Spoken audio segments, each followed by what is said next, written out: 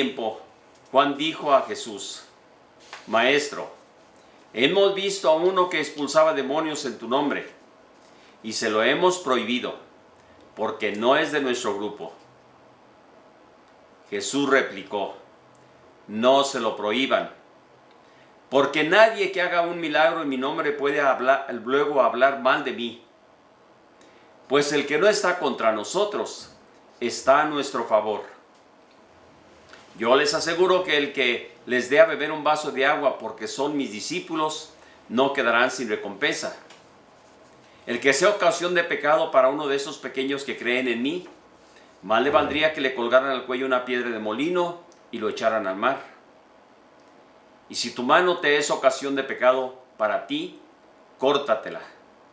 Más te vale entrar manco en la vida que ir con las dos manos al fuego eterno que no se extingue.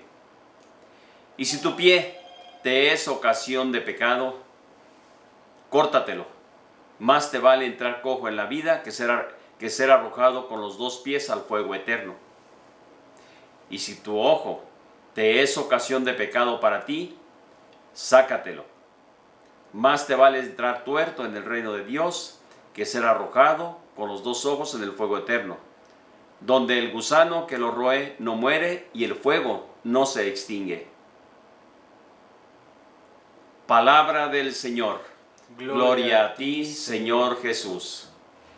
El Evangelio está dividido en dos pequeñas secciones. La primera es esa advertencia a Juan de decirle: no le prohíban a aquel que ustedes han visto que está profetizando y curando en mi nombre. Esa es la primera parte. La segunda es un momento de advertencia semejante a la que hace sobre todo el apóstol Santiago en ese capítulo 5, donde prevé, dice: no hagan el mal. Y aquí nos advierte Jesús de manera muy fuerte, muy directa, de forma muy particular y especial, sobre todo en este acontecimiento, cómo de alguna forma nosotros tenemos que de alguna manera quitar todos aquellos elementos que nos pueden alejar de Dios. Corta tu mano, córtate tu pie, sácate tu ojo, etc. Si eso fuera así literal, como dicen algunos a través de la palabra de Dios, ¿cuántos cojos, cuántos mancos y cuántos ciegos habríamos? Y sí, porque sería pues algo pues totalmente, es absurdo. Lo que Jesús quiere decir: prevengan, no se dejen llevar por todo ese tipo de situaciones que los rodea.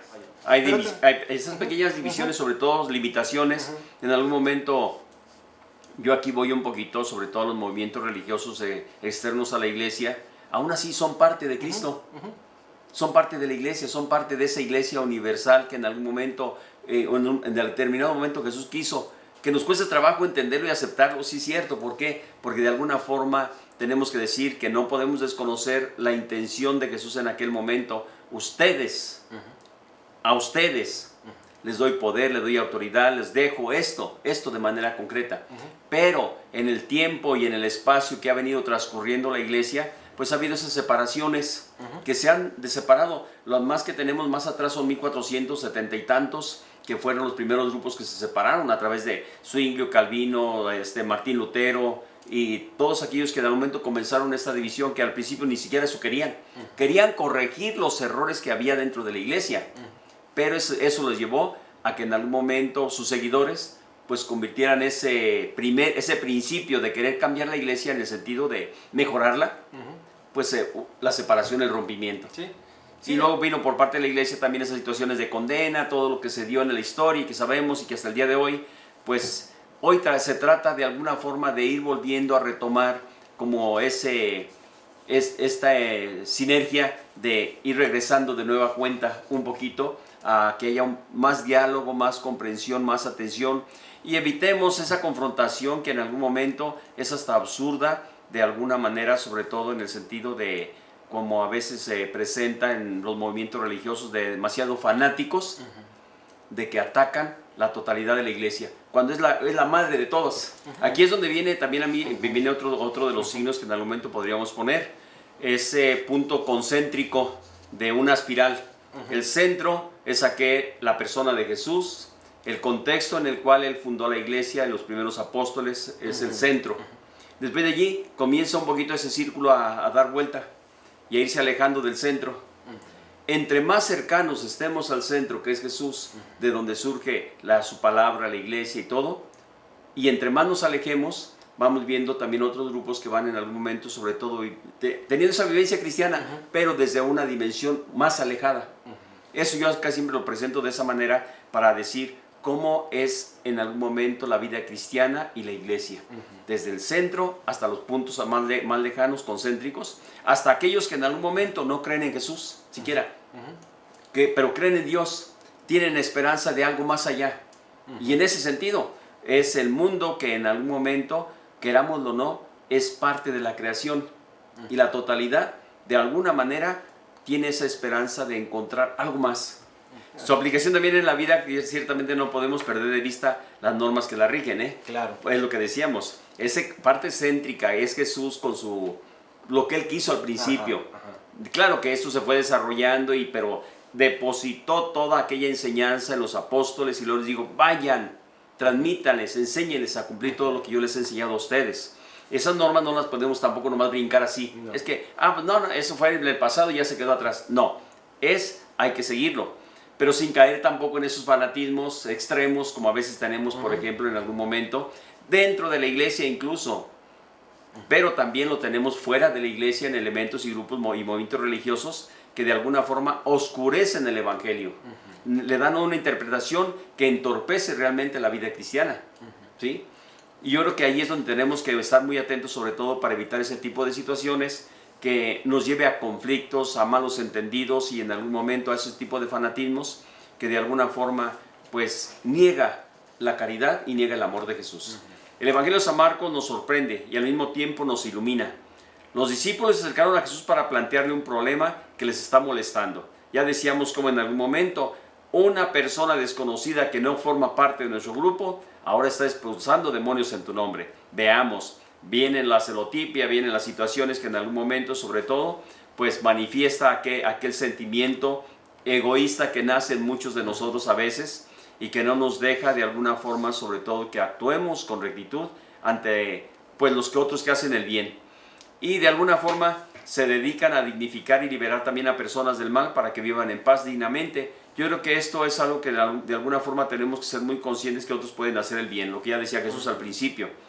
Los discípulos también no entienden la lógica de Jesús, ya que pretendían ellos monopolizar no solo su enseñanza, sino sobre todo su acción salvífica. Ellos querían solamente que en algún momento, sobre todo, se manifestara lo que ellos estaban escuchando del Señor. Esta actitud rechaza radicalmente lo que Jesús quiere para todos. No es el prestigio del grupo, sino la salvación que Dios quiere llegar y quiere transmitir a todo el mundo, a todas las personas, e incluso a aquellos que no pertenecen a su grupo, aquellos que no pertenecen y no entienden su mensaje. El que no está contra nosotros está con nosotros, dice Jesús. Sabemos muy bien lo que ya decíamos al principio, hay mucha gente que en algún momento cree en Dios y no está presente dentro de la iglesia. Hay mucha gente que en algún momento manifiesta, sobre todo a través de su fe, su oración, acciones de caridad, de servicio. Es esto que decían ahorita en algún momento, que como de alguna forma la palabra de Dios siempre, de alguna manera, sobre todo se manifiesta decían por allí, en riqueza, en carismas, que se transmiten para los carismas, que se dan en personas y que son para el bien de la iglesia.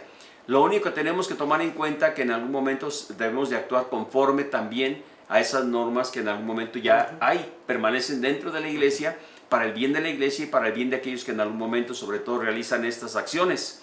Que no sea el sentirse, es que yo soy el que ahora hago milagros. No, eso es lo más absurdo. Dios es el que hace los milagros. Dios es el que actúa por medio de la fe y la oración de aquellos que en algún momento se encuentran cerca de nosotros. Jesús siempre ciertamente está presente y deposita así en sus apóstoles aquel poder de poder curar, de poder sanar, de poder llevar en algún momento la conversión, como lo hizo también en algún momento lo que encontrábamos en el libro de los Números. Otros también comenzaron a profetizar a semejanza de Moisés, y vemos a Josué como de alguna forma también le quiere restringir la acción solamente a aquellos. Acá los apóstoles, Juan de manera muy especial, el hermano de Santiago, pues es el otro que quiere también de restringir la acción de aquel que estaba predicado, dice, y se lo prohibimos. Todavía dice... Como para que me aplaudas, Jesús. Sí, como para que me aplaudas, Señor. Dice, no, pues, dice, el que no está contra nosotros está a nuestro favor, así que no hagan eso. Por lo tanto, siempre habrá muchas personas que tienen esa fuerza de fortalecer la fe, la vida cristiana, e incluso esos dones liberadores, esos dones de curación, esos dones que de alguna forma se manifiestan y que en algún momento, yo ciertamente le digo nomás, hay que cuidar mucho, estar unidos a la iglesia, no desprendernos, no perdernos, no distraernos en el momento pensando, es que yo, no soy yo, Dios que te dio ese don para el bien de los demás, Dios que te dio ese don dentro de la iglesia para el bien de aquellos que en algún momento te van a escuchar o van a estar contigo, Dios que en algún momento, pero no te sientas como el pavo real, como la mamá de los pollitos que decir es que yo soy, porque no es, eso es lo más absurdo. Yo siempre he dicho la palabra, mientras la humildad no llegue a nuestro corazón y a nuestra vida, en ese momento nos convertimos en grandes egoístas, en grandes, en algún momento, personas que orgullosas, que no nos permite mirar más allá. Yo siempre he dicho de alguna forma aquello que ya comentaba en algún otro momento antes. Yo sin la acción de mi obispo, yo sin la autoridad de mi párroco, yo sin esa relación con mi comunidad y en algún momento con esa obediencia a las normas de la iglesia, no soy nada, nada. Así de sencillo. Por eso tenemos que estar muy atentos y cuidar sobre todo este tipo de situaciones. El proyecto y el sueño de Jesús precisamente consiste en que vivamos felices, en que seamos personas que encontremos el camino hacia Él, hacia Dios, y en la vida, yo les digo, qué desgracia la nuestra si no somos felices. ¿Por qué? Yo lo digo con toda franqueza, qué desgracia la nuestra si no somos felices, porque cuando vivimos y nos expresamos ante los demás y no lo hacemos con amor, con caridad, con sencillez, con humildad, reconociendo los valores de los otros, entonces, qué desgraciado somos. Bien, yo creo que en algún momento tenemos todos estos elementos que son una gran riqueza y esto hay que valorarlo, hay que aprenderlo y hay que en algún momento sobre todo ser conscientes de esa gran responsabilidad que tenemos. Jesús es el maestro por excelencia y nos ayuda a ser mejores con los demás. Por desgracia, siempre existe el peligro de las inseguridades, las envidias, los complejos, como ya decíamos ahorita. No caigamos en la trampa de la exclusividad de pensar necesariamente que si alguien no está de acuerdo conmigo es mi enemigo. Yo creo que no es el camino. Más bien Jesús precisamente nos lleva al amor. Es lo más absurdo que a veces podemos sobre todo mirar un poco, sobre todo viendo al otro como un enemigo. La grandeza que tenemos sobre todo en el Evangelio, pues yo creo que es una gran riqueza que tenemos que aprender a valorar. Podemos diferir de alguna manera en las formas, pero sin descuidar la norma. Aquí sí yo creo que eso no lo puedo dejar de lado porque es parte esencial de la vida de iglesia, de la vida de comunidad. De aquí tenemos que partir sobre todo para este gran reto, que es nuestra vida cristiana, que es la iglesia, que es la comunidad. Punto y aparte. Yo quiero un poquito hoy, de manera muy especial, sobre todo para la comunidad, hacer una invitación a través de la radio y a través también de aquí del Facebook para todos aquellos que de alguna forma, sobre todo, nos están escuchando y están acompañando, los de la radio en la app de aplicación MixLR, se me olvida, siempre quiero hacerlo al revés, MixLR, que de alguna forma nos acompañen también y quienes a través de la radio ahora y a nivel de comunitario, se hace una invitación de manera muy especial. Recordemos, a nivel nacional se están implementando normas que de alguna forma atentan contra la vida. Están proponiendo a nivel nacional la situación del aborto como un camino para de alguna forma legalizar todo este tipo de situaciones en contra de la vida. Están también de alguna forma ese movimiento, con todo el respeto que me merecen como persona y todo, pero ese movimiento feminista de manera totalmente exacerbada, lo que acabamos de decir ahorita, que va más allá de lo que es el respeto por la vida, el respeto por la mujer, el respeto por todo lo que en algún momento significa. Yo creo que lo normal es que en algún momento seamos sobre todo responsables en ese sentido. La vida es un don, es un regalo, es una gracia de Dios, es algo maravilloso que de alguna forma sobre todo tiene que protegerse. Y en ese sentido hay la polémica a nivel nacional en el cual de alguna forma sobre todo se nos está pidiendo que avalemos esto que va contra la vida. No puede ser. El cristiano católico no puede prestarse para eso. Yo creo que aquí es donde entra precisamente que tenemos que ser muy cuidadosos, que con los legisladores entiendan que están ante un pueblo cristiano, que están ante un pueblo de valores, que están ante un pueblo que realmente quiere la vida. Ciertamente hay los caminos, otras situaciones que se tienen que corregir, sí, tenemos que ser muy conscientes, no caer tampoco en los fanatismos, en extremos y excesos que de alguna forma sobre todo se manifiestan. En un caso lo hacen como si fuera universal. Yo entiendo que sí ha habido casos en algún momento de extremos de uno u otro lado, pero no podemos caer en eso. Tenemos que ser muy conscientes de la gran responsabilidad que se tiene, tanto los legisladores como también la sociedad civil y de manera especial la sociedad cristiana católica. ¿Para qué? Para defender la vida. A nivel nacional, de este domingo al siguiente, el día 3 de octubre, el día 3 de octubre habrá una marcha nacional. Marcha nacional en pueblos, ciudades, país, en todo el país y en cada ciudad, en cada pueblo, en cada situación, que se invita a que participemos, sobre todo protegiendo la vida. Defendiendo la vida de ambos, en este caso de la mamá y del bebé, o sea, son dos la vidas. Mujer, la mujer, sí, de la mujer y el bebé. El bebé, exacto. Y en este sentido se va a hacer una invitación aquí a la comunidad de Peribán de manera muy especial. ¿Para qué? Para que haya sobre todo ese cuidado, para que en algún momento se participe en esa marcha. Va a ser nacional, pero de manera muy especial para nosotros aquí en el lugar, se invita a la comunidad de Peribán, a los municipios, a los ranchos, a las comunidades, para que participen en esa marcha que se va a organizar el domingo, de este domingo en 8. De este domingo en 8, el día 3 de octubre, en el cual se convoca a la comunidad, a la sociedad católica, movimientos, grupos, al movimiento de matrimonios, al movimiento de búsqueda de Amici Christi, al movimiento de jóvenes, de buscadores, a la renovación, al grupo de apostolado, a los grupos de ministros, de lectores, de colaboradores en la iglesia, para que participen en este momento tan importante. A nivel de nuestro municipio se va a hacer una marcha. Ahorita no tenemos el trayecto donde va a ser. Había dos posibilidades, no me dijeron todavía cuál va a ser, pero estén atentos. Infórmense, en la parroquia va a haber un poquito por ahí los avisos. Se va a dar también a través, yo creo que en algún momento podré estar aquí con ustedes y ya dar aviso concreto de dónde a dónde va a ser, de qué hora a qué hora, y para que todos puedan participar. Ciertamente, la primera invitación es protección. No te quites tu cubrebocas, no vayas en algún momento, solamente que sea tu familia, puedes ir tomados por ahí de la mano con la propia familia, lo de tu casa. Con otras personas no hagas algo que en algún momento lleve a contagios. Si alguien se encuentra enfermo, tos, gripe, temperatura, alguna situación irregular en ese sentido, no participe. De antemano, no participe. ¿Por qué? Porque esto es un riesgo para la comunidad y es lo que menos queremos.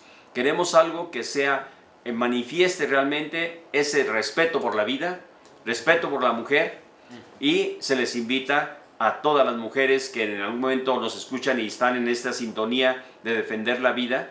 Pues yo creo que de alguna forma se va a dar algunas indicaciones y que esto pues ojalá sea para el bien. Invitamos por lo tanto a todas nuestras comunidades de la parroquia a que participen en esa marcha aquí en Peribán. Saludos a todos, me despido yo de todos ustedes, esperando que el Señor me les ayude, ánimo y que sea de lo mejor. El Señor esté con ustedes. Y con su espíritu. Que la bendición de Dios Todopoderoso, Padre, Hijo y Espíritu Santo descienda sobre ustedes y nos acompañe siempre. Amén. Dios se fijó en mí, yo responderé como instrumento fiel de su bondad, haciendo su voluntad viviré. Todo he de realizar.